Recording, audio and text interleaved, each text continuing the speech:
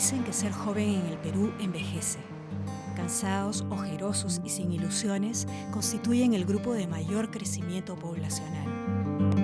Nacieron en la década de los 80, entre el terrorismo y la hiperinflación. Vieron a sus padres perder sus empleos, muchos para siempre. Están marcados por el hiperrealismo, los vladivideos y la incredulidad. Son los problemas de un solo día, como para preocuparse por el futuro.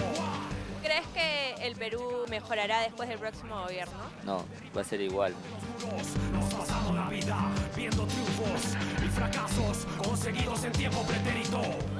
Muchos están perdidos en rituales no santos y movidas subtes. Apocalípticos, sienten que no tienen cabida ni espacio. Si tuvieras la oportunidad de irte del país, ¿te irías? Sí, yo creo que sí. Claro que sí. En mi caso, yo no me iría del país. Yo la verdad sí me iría del país, no lo pensaría dos veces. Sí, se me está presentando incluso ya una oportunidad. Cumplo los 18 años y ya voy a viajar. Lucía migra al extranjero. Cumple el sueño del 75% de jóvenes entre los 15 y 29 años. No será España o Norteamérica, pero la ilusión de encontrar la tierra prometida es accesible. Los jóvenes peruanos migran masivamente en buses interprovinciales, de esos que se paran cayendo todos los días. Huyen de la pobreza, pero eso no cambia la estadística. La mitad de los jóvenes peruanos siguen siendo pobres. ¿Qué cosa hay de similar entre una chica clase media, urbana, de 21 años, que estudia en una universidad privada, con una chica de 21 años, campesina, con 4 hijos y que está sometida a una economía de sobrevivencia? Es tal el abanico que existe que la política de juventud implica que a través de los programas y de los proyectos tengas la capacidad para focalizar, para identificar a las poblaciones en base a sus reales necesidades. Nuestros jóvenes tienen ahora, más que nunca, oportunidades de asistir a la escuela. Solo que ahora no basta tener secundaria completa para asegurarse un empleo y un ingreso digno. Hay que ser técnico o tener título universitario. Y aún así, el futuro es incierto.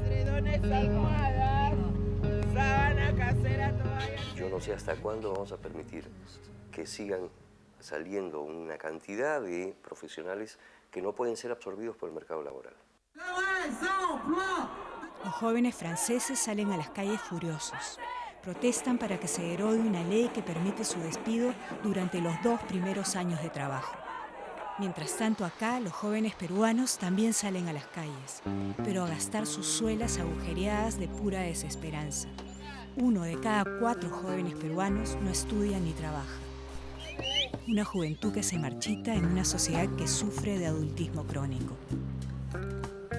Los empleos de por vida ya no existen. Lo más común es que los jóvenes estén cambiando mucho de empleo, ¿no es cierto? Y no solamente de empresas, sino de ocupación. Entonces se han convertido en 1000 oficios.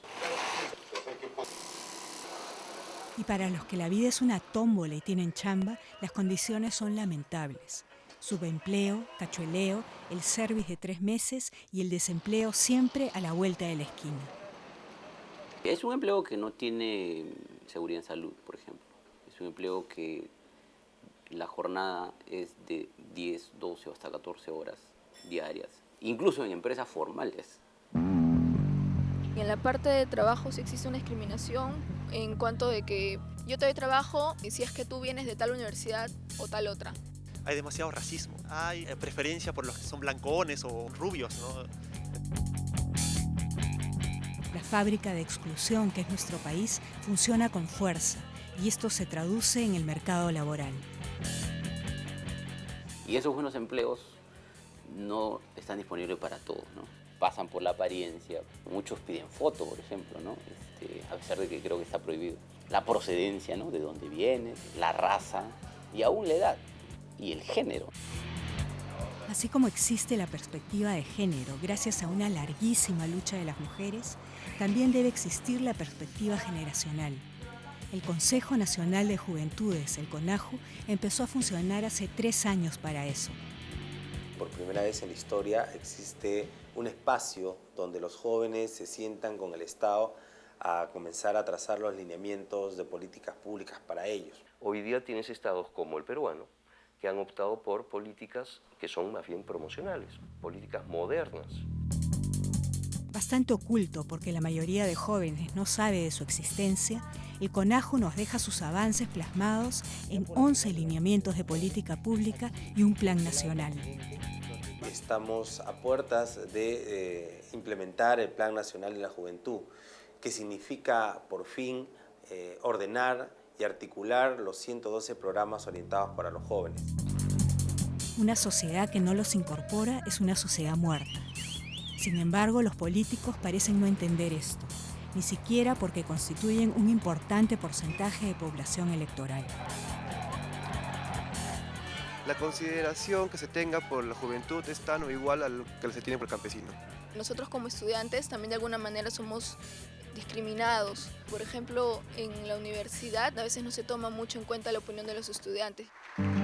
600 jóvenes que se han pasado un año elaborando propuestas para entregarlas a los partidos políticos no son para despreciar.